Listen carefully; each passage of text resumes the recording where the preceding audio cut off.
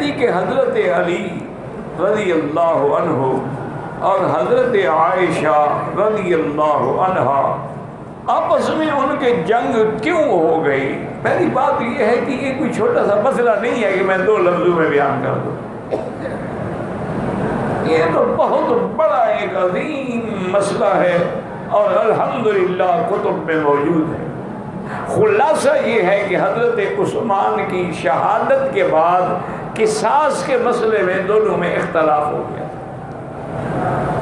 Be be عائشہ فرماتی تھی کہ قاتلوں سے قصاص لیا جائے، اور اگر آپ قصاص لینے بھی طاقت نہیں رکھتے ہیں تو قاتل ہمارے حوالے کر دیے کہ ہم جانے اور قصاص جائیں۔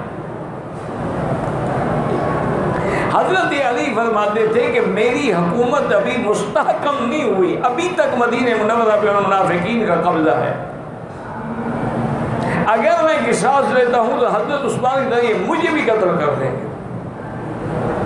اس پہ اختلاف ہوا، نتیجہ جنگ تک آ گیا کہ دونوں طرف کی فوجیں نکلی،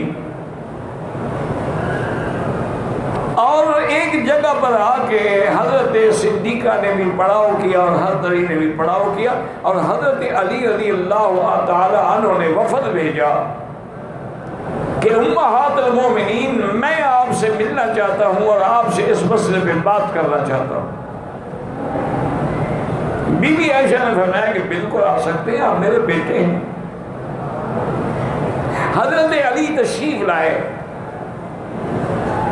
حضرت صدیقہ نے اپنا مطالبہ پیش کیا کہ حضرت عثمان مدینہ پاک میں حضور کے روضہ مبارک کے سامنے مظلوم اور پیاسا شہید ہو جائے، اور ان کی لاش بھی 2 دن گھر میں پڑی رہے، ظالم جنازہ بھی نہ پڑھنے دیں، ان سے آپ بدلہ نہ لیں، تو ہم کیسے صبر کریں؟ حضرت علی نے ان کو یقین دلایا کہ اماں جان جو آپ کا مطالبہ ہے وہی میرا مطالبہ ہے، لیکن ابھی حالات سازگار نہیں ہیں۔ اس وقت مدینہ کی فضا پہ ان کا مکمل کنٹرول ہے، آپ مجھے مہلت دیں، میرا حکومت مستحکم ہو جائے، میرا آپ سے وعدہ ہے کہ سب سے پہلے میں ظالموں سے قصاص کروں گا۔ تو حضرت بی بی عائشہ حضرت علی میں صلح ہو گئی، دونوں لشکروں میں مبارکباد کا شور ہو گیا الحمدللہ۔ حضرت علی مطمئن ہو کے اپنے کیمپ میں چلے گئے، بی بی عائشہ اپنے کیمپ میں رہی۔ اب منافقین کو تو اپنی موت نظر آ گئی نا کہ بھئی اگر ان کی صلح ہو گئی ہے ہم تو گئے۔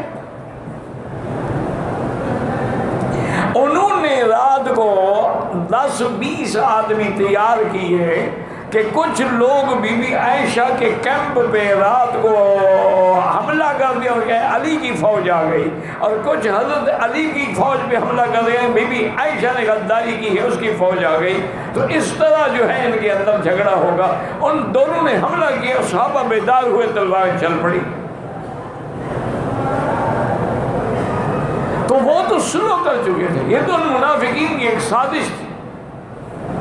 اسی لیے اللہ نے قرآن میں بھی فرما دیا کہ کُلًّا وعد اللہ الحسنى، ہم نے ان دونوں کے ساتھ جنت کا وعدہ کیا، دونوں جنتی، چونکہ وہ دونوں مجتہد تھے اور مجتہد سے خطا ہو سکتی ہے، اور اگر مجتہد سے خطا بھی ہو جائے تو اس پر اجر ہوتا ہے، گناہ نہیں ہوتا۔ بی بی عائشہ کا بھی اجتہاد تھا، حضرت علی کا بھی اجتہاد تھا، اور پھر وہ دونوں صلح بھی کر چکے تھے، وہ تو دونوں مظلوم ہیں۔ واللہ اعلم۔